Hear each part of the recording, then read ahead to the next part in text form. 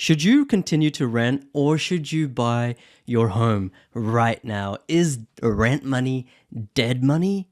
In this video, I'll be talking about rent vesting and how it's allowed my wife and I to buy our dream home on the river in the Gold Coast, which we would never in a million years have been able to afford if we had not rent vested. Okay, so if you're thinking about buying a home versus continuing to rent, then carry on watching. My name's PK and I help people build passive income and wealth through the Property Investment Accelerator using data without needing a $15,000 buyer's agent every single time.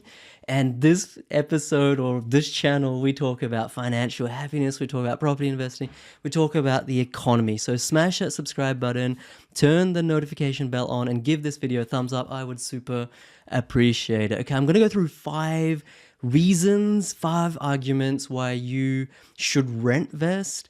You should not buy your first home immediately, but continue to rent and invest at the same time. And at the end of the video, I'll show you the house, our dream home that we bought. Argument number 1.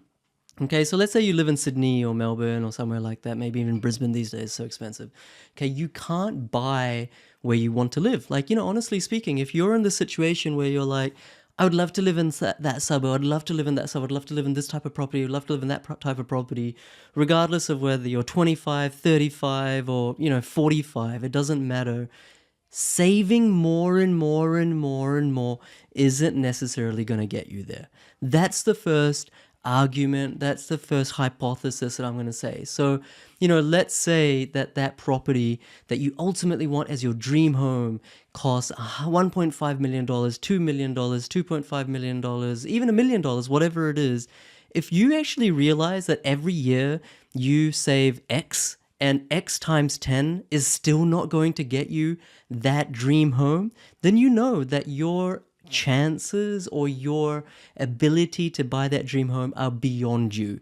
Okay, so carry on watching this video if you know that there's a very slim chance you will ever be able to buy your dream home. This video might just give you the answer. That's the argument number 1, why you shouldn't just get onto the property ladder by buying a home. The second argument is that by renting, by continuing to rent rather than rushing in and making sacrifices in terms of the dream home or where you live, if you continue to rent, you can maximize the return on investment by using that capital, the savings that you have, by using your borrowing capacity to buy multiple investment properties. Okay, so let's say you have $200,000 and you're like, oh, I can't buy anything that I really want to buy in Sydney. You can use that $200,000 to buy 3 properties in Brisbane or Adelaide or Perth or regional Victoria, regional New South Wales, regional Queensland, wherever it is, wherever the data is good. Okay, and if you do that over the course of 5 years, 7 years, whatever the case may be, you can accrue a portfolio, you can acquire a portfolio of 6 properties, 7 properties, whatever it is. And then in 10 years time, in 12 years time, you can sell 1 of them, 2 of them, 3 of them, because they will have all gone up if you've done things right. And then use that cash to buy your dream home. That way you're able to actually buy your dream home. You would never have been able to save up that much money if you had not invested and if you had just relied on your PAYG. Okay, that is rent vesting in a nutshell, and that is argument number 2. Argument number 3, your borrowing capacity is much higher when you invest in investment properties with a rental return as opposed to just buying to live. So let's say I have a borrowing capacity of $1 million, let's just say, to buy where I want to live. If instead I go to the bank or through a mortgage broker and say, instead of buying $1 million property, I want to buy 3 $400,000 properties or 3 $300,000 properties, you know where I'm going with this, splitting up that capital, splitting up that borrowing capacity to buy investment properties, they will give you more than $1 million of borrowing capacity because you're getting rent. You are actually getting rent. So therefore you have an income and the bank allows you to borrow more. Okay, so by maximizing your borrowing capacity, by maximizing your portfolio value, when capital growth occurs, you're getting much higher return on investment.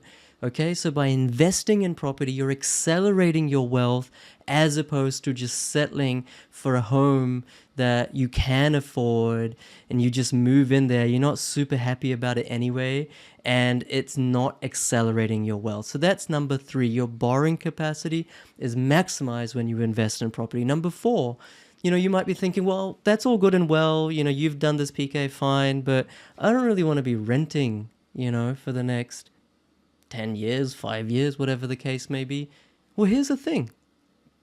By renting, you are able to live in a nicer area than what you could otherwise afford. Like, I have many clients who live in super nice areas in Sydney, in Melbourne, in Brisbane, but they're renting. They could never afford a property right now to live, but they're able to get that lifestyle by renting there, because rents are still, in general, much cheaper than mortgage repayments, especially in these really nice areas where people have those lifestyle drivers, restaurants, cafes, parks, all good for kids and all that kind of thing. So it's not like your lifestyle is getting impacted. It's just a mindset change that, oh yeah, I'm a renter, I'm not a homeowner, but it's delayed gratification, because in 10 years time, 12 years time, 8 years time, you'll have a much nicer dream home than you could have otherwise. And the 5th argument is that Melbourne and Sydney are falling right now.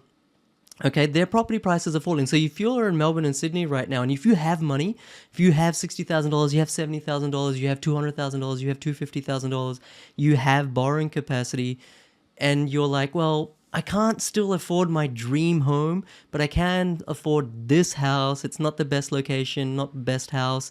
Let me just settle for it. Bad idea, because you're buying into an area that's actually falling. Most of Melbourne, Sydney are actually falling, and they'll continue to fall probably for the next year or 2 or something like that. And then probably go on an elongated, stable, flat, period of just stagnant growth. That is my hypothesis anyway.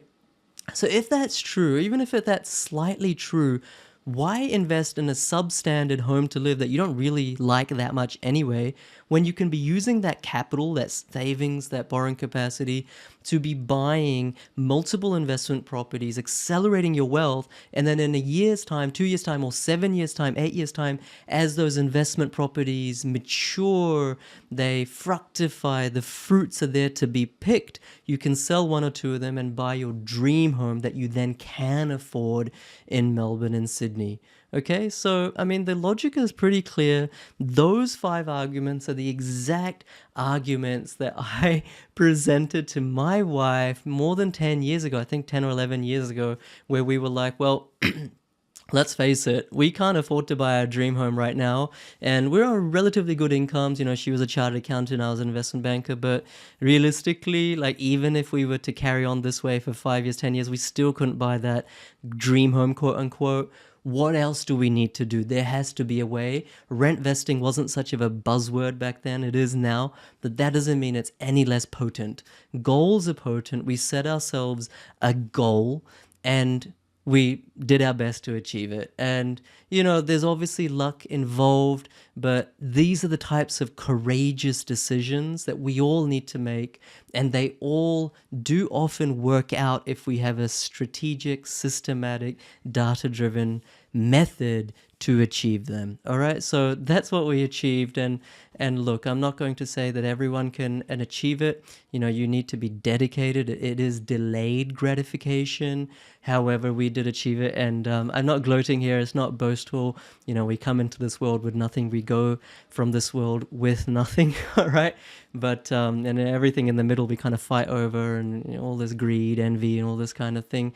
But just to inspire you, just to educate you, here's the property that we recently bought after many, many, many years of delayed gratification, of renting, and we finally got there.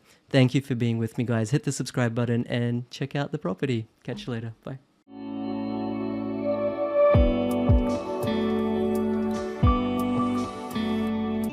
Just seconds from the main river and in the highly sought after suburb of Isle of Sorrento, this coastal luxe inspired property with a Hampton flair will tick all your boxes.